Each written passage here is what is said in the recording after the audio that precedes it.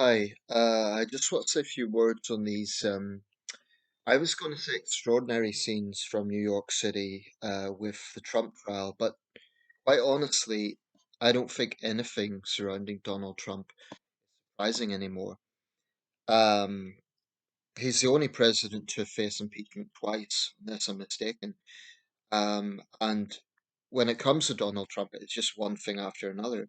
So, in a sense, this is a big story. But it's also not that surprising. Um, Technically, Trump isn't the first American president to be arrested. Back in 1872, Ulysses S. Grant was apparently arrested and got out on a $20 bail for speeding his buggy in Washington, D.C. Um, so Trump's got 34 charges against him. The precise charges, just go by that I hear, Donald Trump has been charged with 34 counts of falsifying business records in the first degree. He denies all charges against him. He was formally arrested yesterday on charges for alleged hush money made to adult film star Stormy Daniels and former Playboy model Karen McDougal. Um, there's a lot to be said around this. The actual charges are apparently in New York law, they're considered relatively minor charges. It's not considered a major crime, apparently, business falsification, at least not, yeah, it's not considered a major crime, but just the sight of a former American president appearing in court, it's definitely, even with Donald Trump, isn't quite something. In France, most ex-presidents face some sort of charges, and this happens in other countries as well. But yeah, it's an extraordinary thing. Let me just say from the outset, I think Donald Trump is probably corrupt as hell. I think he is absolutely one of the most corrupt presidents in American history, up there with Nixon, definitely. And I think he's a compulsive liar.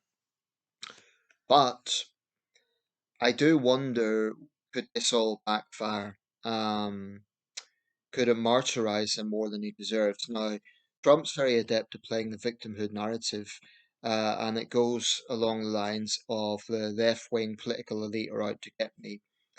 The problem is, technically, he may have some basis in that because the chief prosecutor in this case, um, just get his name up. I'm just going by, it's a big double page spread here, so let me just get the details correct. Um, where are we here? Alvin Bragg, yeah, apparently he's a member of the Democratic Party. He's the chief prosecutor. And apparently the judge, he's a Colombian-born judge. Apparently Trump's own lawyers have said they're happy with him and he will be fair. But Trump's been spouting off saying that it will be rigged and it will be an unfair trial.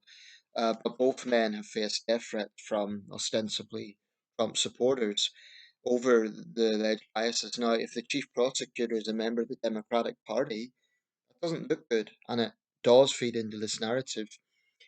There were confrontations outside the courtroom, but not as bad as they could have been. There was no major violence. Apparently, there was only one arrest.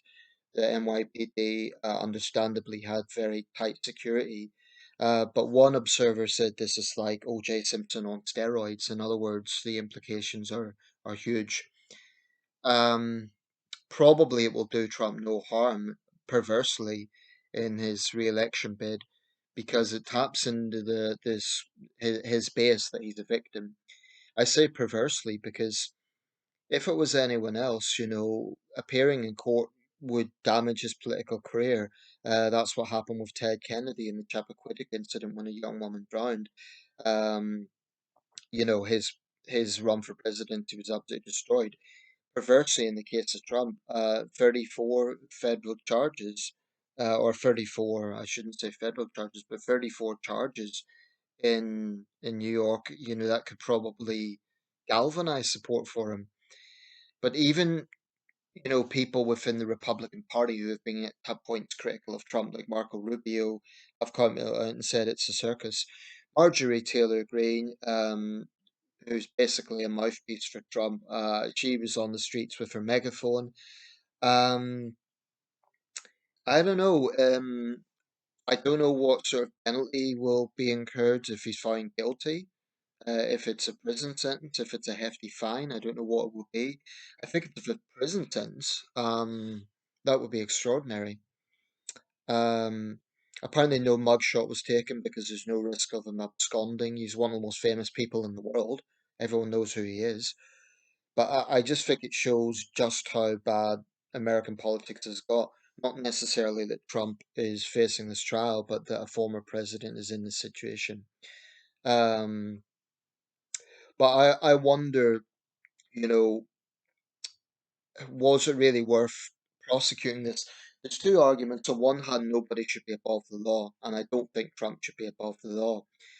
But given that there are relatively minor charges by New York law, could it risk making Trump a martyr? Apparently, the Biden White House has said he's looking at the news, but it's not big on his radar, which is a wise statement to make because obviously the president, sitting president, won't want to be seen to be gloating. Um, but honestly, I think American politics is in the gutter. There were some angry scenes, but not, luckily not major violence. Someone unfurled this big lock 'em up banner, and there were the Trump supporters, and um, my concern is, 2024, you'll have two old men, basically, who both represent very polarized politics. And whilst I think Biden's far more statesmanlike and presidential, even if he is a pretty mediocre president, um, that's the situation. I think there needs to be a generation gap, actually. But unfortunately, Trump still pulled, even though he's lost the popular vote twice, he still has significant sway in Republican ranks. I mean, Ron DeSantis, has come close in polling in certain counties, but overall, Trump still has much bigger sway in the Republican Party. The Republican Party, incidentally, I think is a disgrace at the moment, among other things. Not only their dogged defense of Trump, but their pathetic response to gun violence. Also, the fact that so many of them are Putin stooges. I think the Republican Party is in the absolute gutter. But the Democratic Party, I can't say it's a lot better, except in another way. With them, it's woke extremism and the sort of things that happen. And I don't want to go too off course here with what I'm talking about, but the sort of things that happened with Posey Parker in New Zealand, that's happening in the United States as well. And the left is intrinsically linked to that. But there's a thing about populism. Um, which is that it can feed off this perception of persecution. And Trump is very adept at this. So I wonder, was it really? I don't know. I mean, there's two arguments. Trump shouldn't be above the law, and that's what many of his critics will point out. But I think, unfortunately, it does fit his narrative, and that only galvanizes his base because they're already absolutely, you know, entrenched in conspiracy theories and the wicked evil Democrats stole the election and all the rest of it. I don't know. I don't think there's going to be major violence on the streets in New York City, but possible violence could break out elsewhere. Um, I just think American politics right now is in the gutter, and it also weakens America's position in lecturing other countries on democracy. On the other hand, they can point to the fact, well, this is a legal process. This is rule of law. Trump's being held to account. Whereas you could argue in failed states there is no rule of law, and corruption holds sway. Politicians get away with everything. Perhaps it could be said that, well, look, in America, even a former president isn't above the law, so that may be a plus point. But I don't know. I know I'll say this, GP News, Nigel Farage and co have been all over this about how awful it is and how much of a victim Trump is. It's one of the things I most dislike about GB News. Yeah, they're good at taking on woke intolerance and they're good at exposing all of that, but GB News, much like Sky News Australia, which is another one that does this, they, they're biased when it comes to American politics. They're so willing to go out of the way to defend Trump and Trumpism and play the devil's advocate for him and use any opportunity to attack Biden. An example of this, they claimed that he was snubbing the coronation because he's not going to go. And they made a big thing of that. It's an insult to this country, and how dare he?